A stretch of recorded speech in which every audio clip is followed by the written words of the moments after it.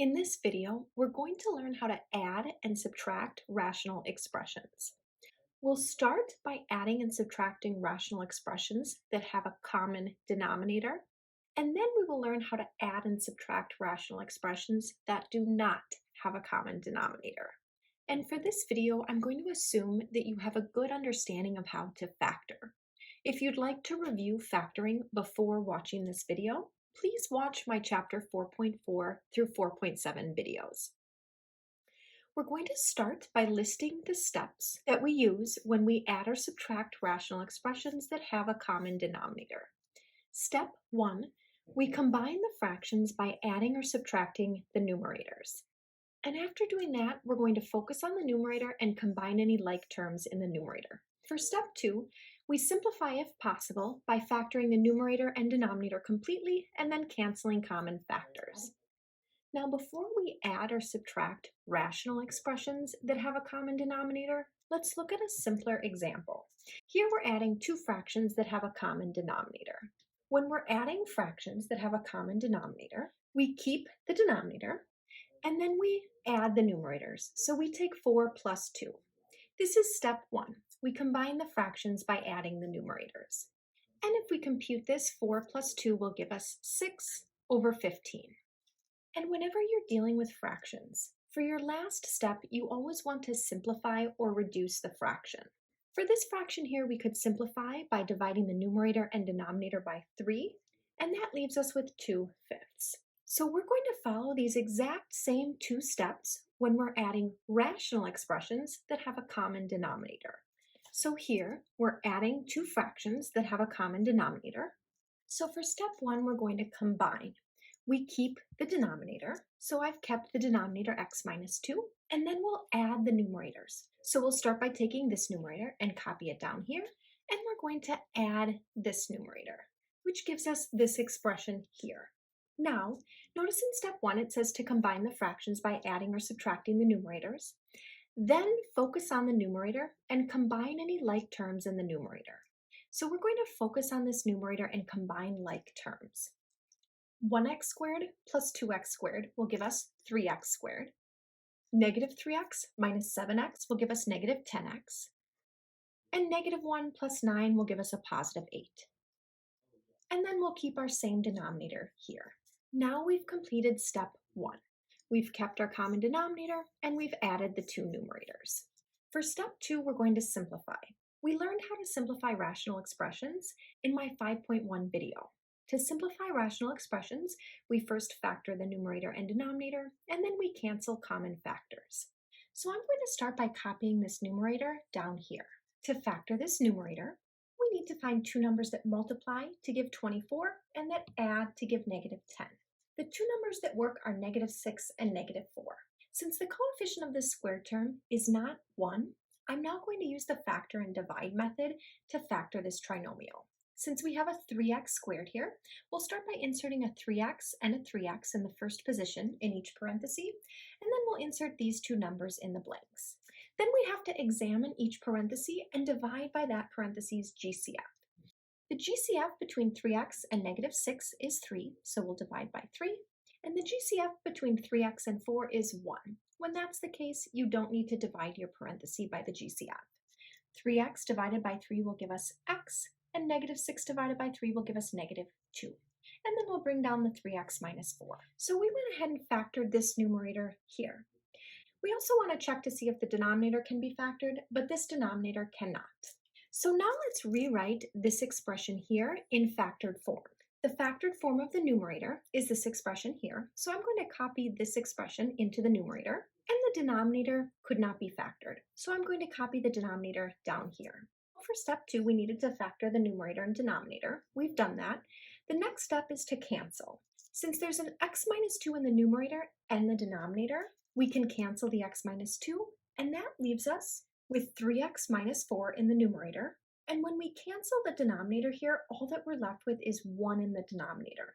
When you're left with 1 in the denominator, you do not need to write your denominator. So this is our final answer. When you add these two rational expressions, you get the expression 3x minus 4. Let's take a look at another example. Notice for this example, we again have a common denominator. When you're subtracting two fractions that have a common denominator, step one is to combine by subtracting the numerators. So if we have a common denominator, we keep that denominator and then we'll subtract the numerators. So we'll take this numerator and then we're going to subtract this numerator. Now we've made one mistake at this point, and this is one of the most common mistakes for these types of problems. We're supposed to take this numerator and subtract this numerator. This subtraction symbol needs to apply to this whole numerator. As this is written, we've only subtracted the x. We did not subtract the 2. So to ensure that we're applying this subtraction symbol to the whole numerator, we need to put this numerator in parentheses. Now we're applying the subtraction symbol to the whole numerator, not just to the x. Now for step one, once you've combined the fractions, then we want to focus on the numerator and combine any like terms. Notice it says you will need to distribute or FOIL the numerator before you can combine like terms. So let's focus on the numerator here. And in order to combine like terms, we're going to need to distribute this negative. So I'll start by bringing down the 4x plus 11, and then we'll distribute the negative. Negative times x will give us negative x, and negative times 2 will give us a negative 2. And the denominator stays the same, so I'm going to copy the denominator here. Now that we've distributed in the numerator, we need to combine like terms. 4x minus x will give us 3x, and 11 minus 2 will give us a positive 9. And again, I'm going to copy the denominator down here. Now we've completed step 1. For step 2, we're going to simplify. And in order to simplify, we need to first factor and then cancel. Let's start by factoring the numerator. The greatest common factor in the numerator is 3. So if we factor out the GCF, 3 times x will give us 3x, and 3 times a positive 3 will give us a positive 9. And the numerator cannot be factored any further. Next, let's factor the denominator. First, we check for a greatest common factor, but there is no greatest common factor. Then we need to find two numbers that multiply to give us 15 and that add to give us 8. Those two numbers are 3 and 5. So we can factor this denominator as x plus 3 times x plus 5. Now that we've factored, we need to cancel. I see that we have an x plus 3 in the numerator and denominator. So we'll cancel the x plus 3, and that leaves us with 3 in the numerator and x plus 5 in the denominator. And this is our final simplified answer. So now we've learned how to add or subtract rational expressions that have a common denominator. Next, we're going to learn how to add and subtract rational expressions that do not have a common denominator. When adding or subtracting rational expressions that do not have a common denominator, step 1, factor each denominator completely in order to find the least common denominator. Let's use a simple example here to practice step 1. Notice for this example, we're adding two fractions that do not have a common denominator. Now, when we're dealing with rational expressions, we'll have to first factor in step 1. For a basic example like this, we don't need to factor, but we do need to find the least common denominator. The least common denominator is the smallest number that both of your denominators multiply into. That would be 20. Step 2, we're going to manipulate the fractions so that both fractions have the LCD as the denominator. I've started by copying this problem down here. Now the least common denominator is 20. So we want to manipulate these fractions so that both fractions have 20 as their denominator. To get this denominator to be 20, we'd have to multiply by 4. And with fractions, if you multiply the denominator by some quantity, you also have to multiply the numerator by that same quantity. Because now we're multiplying by 4 over 4. So we're really just multiplying by 1 here. And when you multiply by 1, you don't change the value of your number. Now, we need this denominator to be 20. We need to multiply 4 times 5. And since we're multiplying the denominator by 5, we also have to multiply the numerator by 5. This will leave us with 4 20ths plus 15 20ths. We're now adding two fractions that have a common denominator. When you're adding two fractions that have a common denominator, we combine, and we combine by keeping the denominator, and then we add the numerators. So we would take 4 plus 15, and this would leave us with 19 20ths. So let's fill out step 3 here. Now that the fractions have a common denominator, we combine the fractions by adding or subtracting the numerators, and that's exactly what we did. We combined these fractions by keeping the denominator and then adding the numerators. Then, The numerator will need to be simplified, so you'll Combine like terms in the numerator. We did that when we added 4 plus 15 to get 19. And the final step, whenever you're dealing with fractions, is to check your answer to see if you can simplify or reduce your fraction. So for step 4, we're going to simplify if possible by factoring the numerator and denominator and canceling common factors. So for step 4, we want to simplify if possible. This fraction cannot be simplified, so this would be our final answer. So now that we've gone through the steps and we've seen the steps illustrated with just a basic example involving numbers, now we're going to practice using these steps with rational expressions. So notice, for this example, we're adding two fractions, and these fractions do not have a common denominator. So we're going to follow the steps that we just wrote down on the previous page. So step 1, whenever you're adding or subtracting fractions that do not have a common denominator, you have to find a least common denominator. So for step 1, we're going to factor each denominator to find the least common denominator.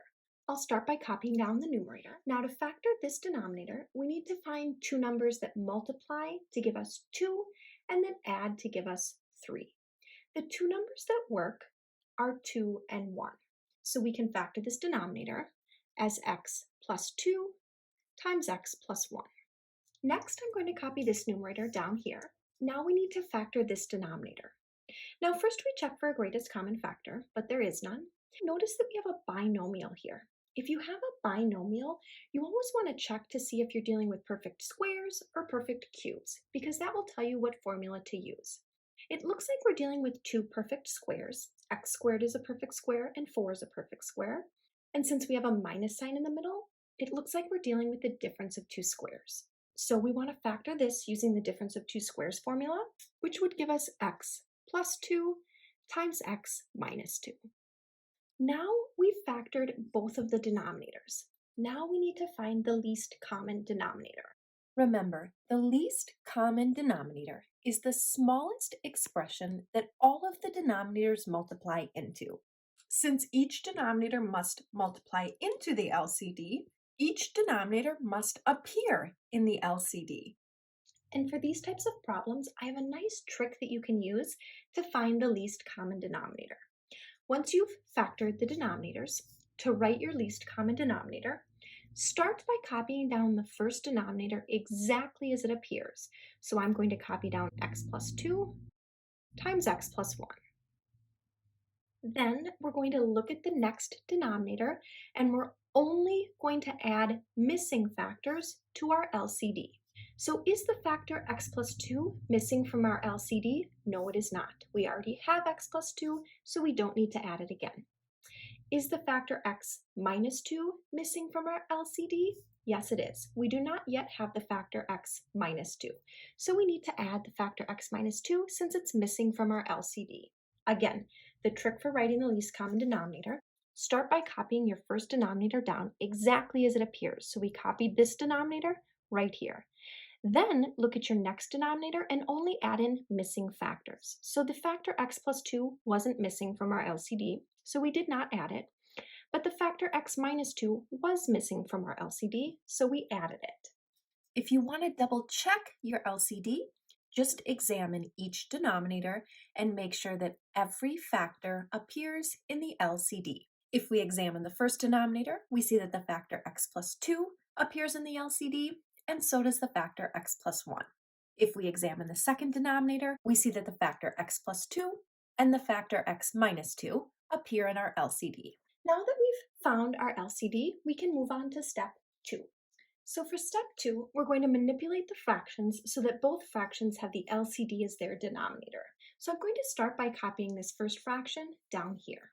Now, we need this denominator to match the LCD. So let's see, we have x plus 2 and x plus 1, but we're missing x minus 2. So to get this denominator to match the LCD, we need to multiply by the missing factor, which is x minus 2. So I'm going to multiply this denominator by x minus 2. And with fractions, if you multiply the denominator by a quantity, we also have to multiply the numerator by that same quantity. Next, I'm going to copy this fraction down here. Now we need this denominator to match the LCD. So let's see, we have x plus 2 and we have x minus 2, but we're missing the factor x plus 1. So to get this denominator to match the LCD, we have to multiply by the missing factor x plus 1. So I'm going to multiply this denominator by x plus 1, and if we multiply the denominator by x plus 1, we also have to multiply the numerator by x plus 1. Now I'm also going to add parentheses around this numerator to make sure that we're multiplying this whole numerator by the quantity x minus 2. And I'm going to add parentheses around this numerator as well to make sure that we're multiplying this whole numerator by x plus 1. Now let's see what we're left with. In the numerator, we're multiplying x minus 3 times x minus 2, which I've written here. And then in the denominator, we're multiplying x plus 2 times x plus 1 times x minus 2, which I've written here. Then for this fraction here, in the numerator, we're multiplying x minus 1 times x plus 1, which I've written here. And in the denominator, we're multiplying x plus 2 times x minus 2 times x plus 1, which I've written here. Now notice we've completed step 2. We've manipulated the fractions so that both fractions have the LCD as their denominator. The factors in the denominator may be in a slightly different order. For example, here x minus 2 is in the middle, and here the factor x minus 2 is at the end, but that's okay as long as each denominator has the same exact 3 factors that appear in your LCD. Now notice you did not have to write 2 separate steps here. To save yourself some time, you could have just extended this line over, and you would have this expression here. You could have also just extended this line over to give you this expression here. Now we have a common denominator, so now we just need to add 2 fractions that have a common denominator. Remember, when you add 2 fractions that have a common denominator, you keep the common denominator. So I'm going to write this denominator down here, and then I've taken this numerator, and then we add this numerator. Now before we move on, let's take a look at this box here, because this box illustrates one of the most common mistakes that happens next. Notice this expression here is exactly the same expression I've typed right here. Some students see that there's an x minus 2 in the numerator and an x minus 2 in the denominator, so they'll cancel those x minus 2's. And then they might see that there's an x plus 1 in the numerator and an x plus 1 in the denominator, so they'll cancel the x plus 1's. But that is wrong. I've put a big no here. Do not cancel if you see a plus or minus outside of parentheses. Notice here we have a plus sign outside of parentheses. If that's the case, do not cancel. Now, why can't you cancel if you see an addition or subtraction symbol outside of parentheses? We learned in chapter 5.1 that you can only cancel factors. Factors are quantities being multiplied together. So when your numerator and denominator are fully factored, they should look like this, where you have quantities being multiplied together. This numerator is not fully factored because these quantities are not only being multiplied, but they're also being added together. And when it's fully factored, your quantities should only be multiplied together. So since we see this addition symbol outside of parentheses, that tells us that this numerator is not fully factored. We need to fully factor this numerator before we can do any canceling. The denominator, on the other hand, is fully factored. Notice these quantities are being multiplied together. There are no addition or subtraction symbols outside of parentheses. So we want to leave the denominator exactly as it is since it's completely factored. So in an effort to fully factor the numerator, we need to FOIL and combine like terms in the numerator. Since the denominator is already completely factored, I'm going to leave the denominator exactly as it is and just copy it down here. Now, if we FOIL the numerator, let's multiply x times x to get x squared. Then we'll multiply x times negative 2 to get negative 2x. Then we'll multiply negative 3 times x to get negative 3x. And then we'll multiply negative 3 times negative 2 to get a positive 6. So we've FOILed this expression here. Then I'll bring down the plus sign. And then let's FOIL this expression here. We'll multiply x times x to get x squared, then x times 1 to get a positive x, negative 1 times x to get a negative x, and negative 1 times 1 to get a negative 1. Now that we've FOILed, let's combine like terms in the numerator. X squared plus x squared will give us 2x squared.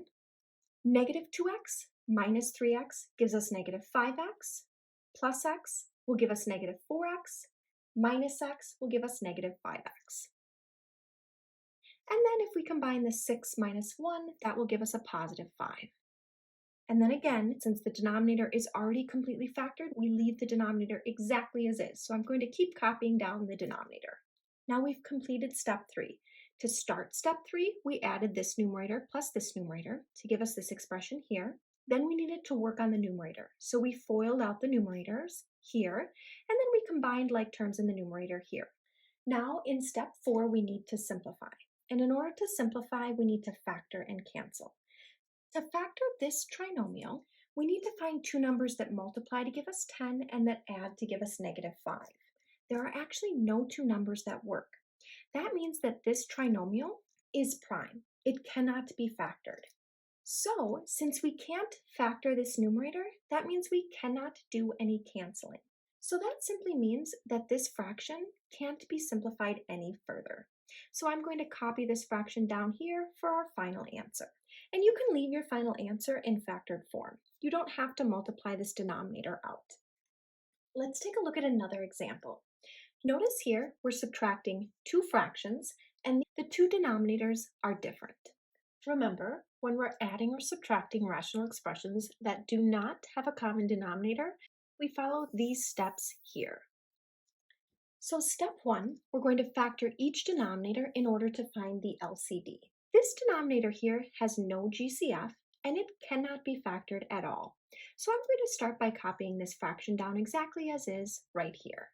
This denominator here is the difference of two squares. We have two perfect squares, w squared and 25, with a minus sign in the middle.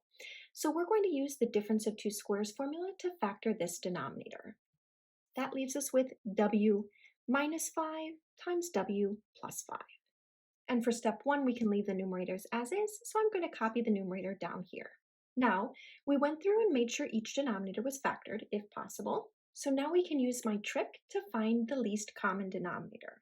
The trick to finding the least common denominator is to start by copying down the first denominator exactly as it appears. So I'm going to start by writing w minus 5. Then we look at the next denominator and only add in missing factors. So let's see, is the factor w minus 5 already in our LCD? Yes, it is. So it's not missing, we don't need to add it. Is the factor w plus 5 in our LCD? No. So the factor w plus 5 is missing, we need to add it to our LCD. Now we've found our LCD. For step 2, we're going to manipulate the fractions so that both have the LCD as their denominator. I'm going to start by copying this fraction down here. And now in step 2, if there aren't parentheses around your numerator and denominator, we want to add them. So I'm going to add parentheses around the numerator and parentheses around the denominator. Now we want this denominator to match the LCD. So we have the factor w minus 5, but we need the factor w plus 5. So we're going to multiply this denominator by the missing factor, which is w plus 5. And if we multiply the denominator by w plus 5, we have to also multiply the numerator by w plus 5. Then I'm going to copy this fraction down here. Now this denominator already matches the LCD perfectly. We have w minus 5 and w plus 5. So we don't need to do anything to this second fraction. Now I'm going to rewrite this by putting w plus 2 times w plus 5 in the numerator and w minus 5 times w plus 5 in the denominator. And then I'm going to copy this fraction down here. Now, like we said on the previous page, if you don't want to write this whole extra step here, we could have just extended this line over here, and that would have given us this exact expression here. Now we've completed step 2, because now both denominators perfectly match the LCD. Now that we have a common denominator, now we can move on to step 3. In step 3, we combine by subtracting the numerators. So whenever you're subtracting fractions, we keep the denominator. So I'm going to copy this denominator down here, and then we subtract the numerators. So I'll start by writing this numerator here, and then we'll subtract this numerator here.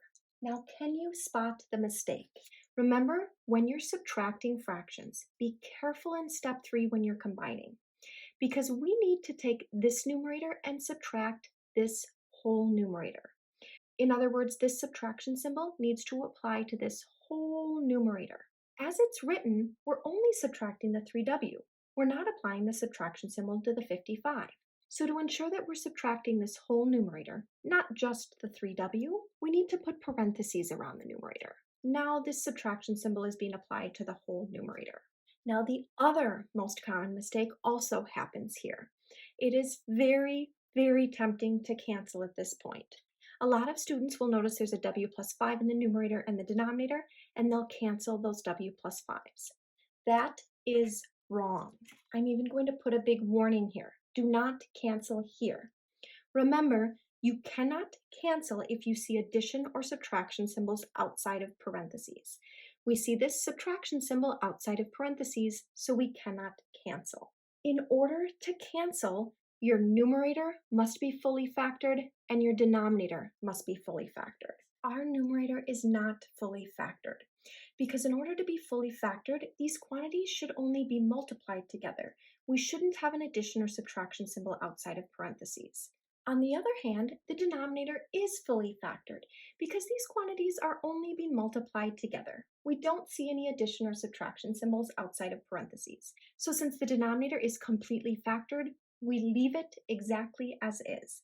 We're going to have to work on the numerator though to get it fully factored. So in order to completely factor the numerator, we're going to need to FOIL and distribute and combine like terms in the numerator. So let's start by FOILing this expression here. W times W will give us W squared. W times 5 will give us a positive 5W. 2 times W will give us a positive 2W. And 2 times 5 will give us a positive 10. So now we FOIL this expression here. Next, let's distribute this negative. Negative times 3W will give us negative 3W. And negative times 55 will give us negative 55. Now remember the denominator is perfectly factored as we want it, so we're going to leave the denominator exactly as is. Now that we've FOILed and distributed in the numerator, we want to combine like terms. So we'll focus on the numerator here. There's no other w squared term, so we'll leave the w squared. Then let's take 5w plus 2w to get 7w, and 7w minus 3w will give us a positive 4w. And then we can take 10 minus 55 to get negative 45. And then again, we'll copy the denominator over exactly as is. Now we've completed step 3. We started step 3 by keeping the denominator and subtracting this numerator minus this numerator. So we took the first numerator minus the second numerator. Then the denominator was perfectly factored, so we left the denominator as is, but we worked on the numerator and we FOILed this and distributed this and then combined like terms to get this expression here. For step 4, we simplify by factoring and canceling. Let's start by factoring this numerator over here. To factor this trinomial here, first we check for a greatest common factor, but there is none. Then we need to find two numbers that multiply to give us negative 45 and that add to give us 4. The two numbers that work are 9 and negative 5. So to factor this trinomial, we'll put a w in the first position in each parenthesis, and then we'll put a plus 9 in one parenthesis and a minus 5 in the other. Now we've written this numerator in factored form. And remember, the denominator is already perfectly factored. So now I'm going to rewrite this expression with the numerator in factored form. So the factored form of this numerator is this expression here. So I'll copy this expression into the numerator, and then I'll copy the denominator down here. Now we have the numerator fully factored and the denominator fully factored. Notice there are no addition or subtraction symbols outside of parentheses. So now we can cancel. Notice there's a w minus 5 in the numerator and a w minus 5 in the denominator, so we can cancel the w minus 5.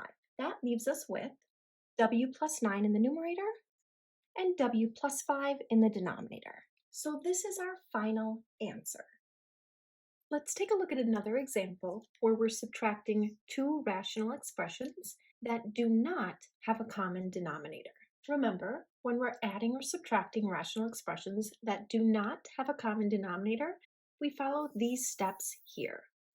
For step 1, we factor each denominator in order to find the LCD. If we examine this denominator, there is no GCF and it cannot be factored. Same with this denominator. There is no GCF and it cannot be factored. So for this example, we cannot factor the denominators, but we still need to find the LCD. And let's use our trick to find the LCD. That trick says, first copy down the first denominator exactly as it appears. So we'll write x minus 4.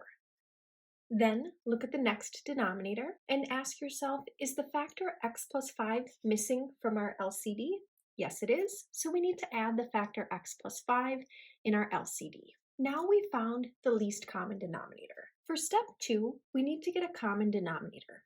And to do that, we manipulate the fractions so that both fractions have the LCD as their denominator. So I'm going to start by copying down this first fraction right here. And then I'm going to add parentheses around the numerator and denominator. Now we want this denominator to match the LCD. So we have the factor x minus 4, but we need the factor x plus 5. So let's multiply this denominator by x plus 5. And if we multiply the denominator by x plus 5, we also have to multiply the numerator by x plus 5. Then I'm going to write this fraction here, and I'm going to add parentheses around the numerator and the denominator. And now again, we need this denominator to match the LCD.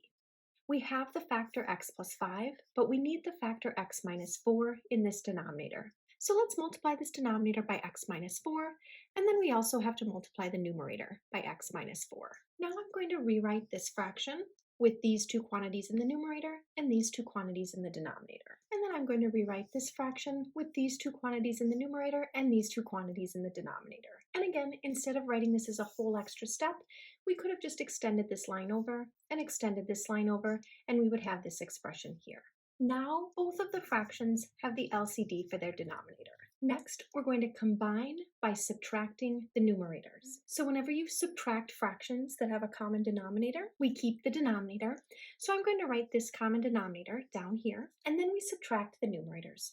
So first I'm going to copy down this numerator, and then I'm going to subtract this numerator. Now, whenever you're subtracting rational expressions, you have to be very careful in step 3. Because we have to make sure that we're applying this negative to this entire numerator. So in step 3, to make sure that we're applying this negative to this entire numerator, I'm going to add brackets around this numerator. Even though this numerator already has some parentheses around it, we still want to add brackets or parentheses around the entire numerator, because we're going to be foiling this out, and we need to make sure that we're applying this negative to all of the pieces after we foil. Now, I drew another warning sign here because in step 3 is where the most common mistake happens. It's very tempting to cancel here. You might want to cancel the x plus 5s, or you might want to cancel the x minus 4s. But remember, you cannot cancel if you see addition or subtraction symbols outside of parentheses, like we see here. And the reason is because you can only cancel once your numerator is fully factored and your denominator is fully factored. The numerator is not fully factored since we have this subtraction symbol outside of parentheses.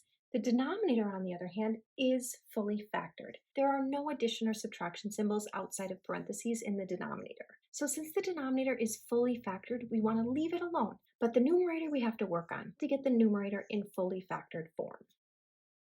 I'm going to start by copying down the denominator exactly as is since we're leaving the denominator alone. Now, let's FOIL the numerator. I'll start by multiplying x times x to get x squared. Then we'll multiply x times 5 to get a positive 5x. Then we'll multiply 6 times x to get a positive 6x. And then we'll multiply 6 times 5 to get a positive 30.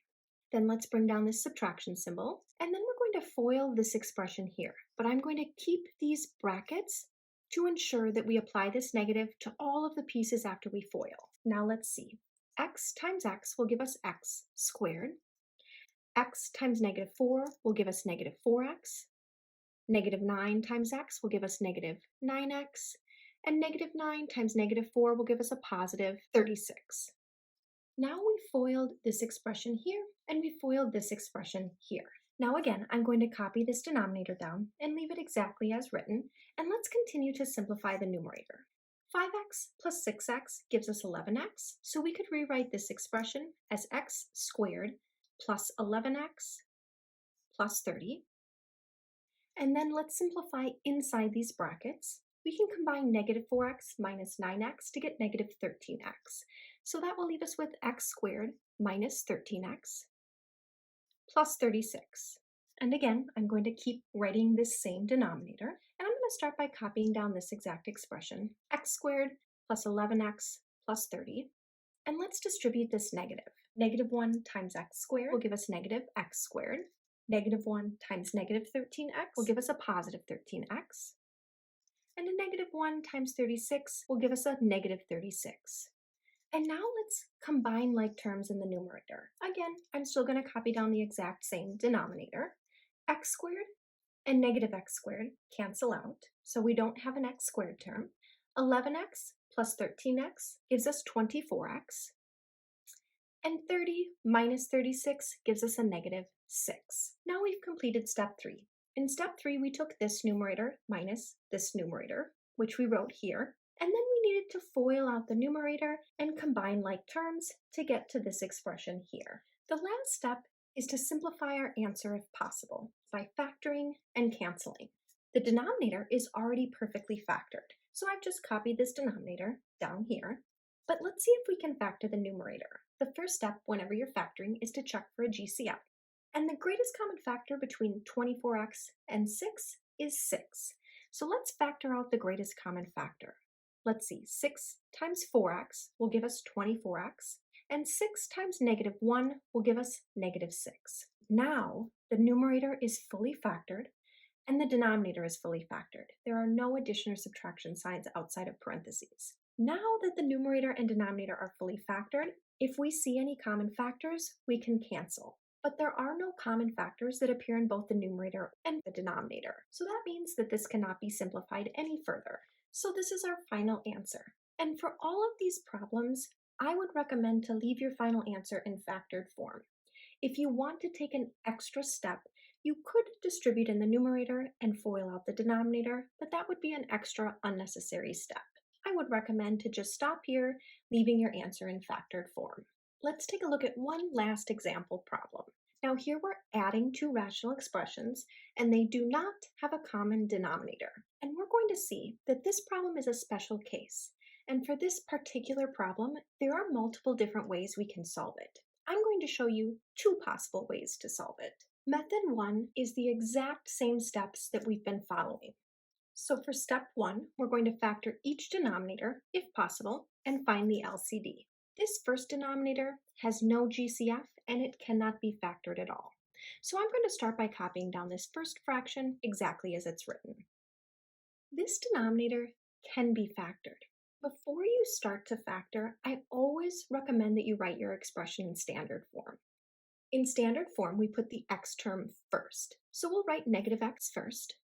And then we put the constant last. So this is a positive 5, so we'll write plus 5. Okay, now this denominator is written in standard form. On the next line, I'm going to copy down this expression, and we'll copy down the numerator as well. Now, to factor this denominator, we first check for a GCF. Remember, if your first term in standard form is negative, you have to have a GCF, and it has to be negative. The only negative GCF that we can have for this expression is negative 1. So let's factor out the GCF of negative 1. Negative 1 times x will give us negative x, and negative 1 times negative 5 will give us a positive 5. So we've successfully factored this denominator by first writing it in standard form and then factoring out the GCF negative 1. Now in step 1, once we've factored, then we have to determine the LCD. We can use our trick to find the LCD. Our trick says, first copy down this first denominator exactly as it appears. So I'm going to copy down x minus 5. Then look at the next denominator and only add missing factors into your LCD. So we have two factors in this denominator, negative 1 and x minus 5. Our LCD does not have the factor negative 1, so let's add this negative 1 into our LCD. Now we have our LCD. For step 2, we need to manipulate the fractions so that both have the LCD as their denominator. So I'm going to start by copying this first fraction down here. I'm going to add parentheses around our denominator. If your denominator has 2 or more terms in it, like this one here, you want to add parentheses around it. This numerator only has 1 term, so we could add parentheses around it, but we don't need to. Now, in order to get this denominator to match the LCD, let's see, we have x minus 5, but we need minus 1. So I'm going to multiply this denominator by a negative 1, and if we multiply the denominator by negative 1, we also have to multiply the numerator by negative 1. Then I'm going to copy this exact fraction down here. Now, we need this denominator to match the LCD, and it does already, so we don't need to manipulate this second fraction at all. Now let's multiply here. Negative 1 times 4x gives us negative 4x. And we want to leave our denominator in factored form, so we don't want to distribute the -1. We'll just leave the denominator as -1 times x minus 5. And then I'm going to copy down this fraction here. Now we have a common denominator. Both of the fractions have the LCD as their denominator. So now that we have a common denominator, in step 3 we're going to combine by adding the numerators. And when you add fractions, we keep the denominator. So I'll write -1 times x minus 5 for our denominator. And then we add the numerators. So we'll take -4x and add 3. There's no foiling or distributing or combining like terms that needs to be done in this numerator. So let's move on to step 4. For step 4, we simplify, and in order to simplify, we always factor and cancel. To start, the denominator is already factored, so I'm going to start by just copying down the denominator exactly as it appears. Now, can we factor this numerator? Well, the first step, whenever you're factoring, is to check for a greatest common factor. Remember, if your first term in standard form is negative, you have to have a GCF and it has to be negative. So we need to have a negative GCF for this numerator, and the only negative GCF that we can have is -1. So we'll factor out the GCF -1. -1 times 4x will give us our -4x, and -1 times a -3 will give us our +3. Now the numerator is fully factored and the denominator is fully factored. So now that this is fully factored, let's check to see if we can cancel. We can cancel those -1s, and that leaves us with 4x minus 3 in the numerator and x minus 5 in the denominator. So this is our final answer. Now method 1 is the method that we can always use whenever we're adding or subtracting two rational expressions that do not have a common denominator. But this problem is a special case. Notice that these two denominators are very similar. The only difference is that we took these two quantities and swung them around the subtraction symbol. So here the x is first and the 5 is second. Here the 5 is first and the x is second. When you have a situation like that, where your denominators look almost identical, it's just that the position of these two quantities are switched, there's another method we could use to solve this. In fact, there are several ways we could solve this, but I'll show you the two most common methods. For method 2, we're going to start by factoring each denominator. We did that right here. So instead of repeating these exact same steps, I'm going to just copy this factored form over here. Now for step 2, we still need to get a common denominator in order to add these two fractions, but we're not going to get the LCD as our common denominator. For method 2, we're going to get a different common denominator in step 2. I'm going to start by copying down this exact expression here. Now in method 1, we multiplied this first fraction by -1 over -1. That gave us a common denominator of -1 times x minus 5. A different way to get a common denominator would be to multiply the denominator of this second fraction by -1 and also multiply the numerator by -1. Let's see how that helps us to get a common denominator. I'm going to start by copying down this first fraction exactly as it's written. Then let's see, -1 times 3 will give us -3, and -1 times -1 will give us +1. So we'll be left with 1 times x minus 5. And when you have 1 as a coefficient, you don't have to write it. So I went ahead and erased that coefficient. Now we have a common denominator. Both of these denominators are x minus 5. Once you have a common denominator, you can combine by adding the numerators. So whenever we add fractions, we keep the denominator. So I'll start by copying down this denominator, and then we'll add the numerators. So we'll take 4x and add -3. So adding a -3 is the same as subtracting 3. Now, in any math problem, whenever you're dealing with fractions, you always have to check at the end to see if your fraction can be reduced, or in other words, simplified. When we're dealing with rational expressions, we simplify them by factoring and canceling. This numerator cannot be factored, and this denominator cannot be factored. So we can't factor, and there's nothing to cancel here. So that simply means that this cannot be simplified any further. So I've just copied down this exact expression for our final answer. Notice we got the same answer using method 1 and method 2.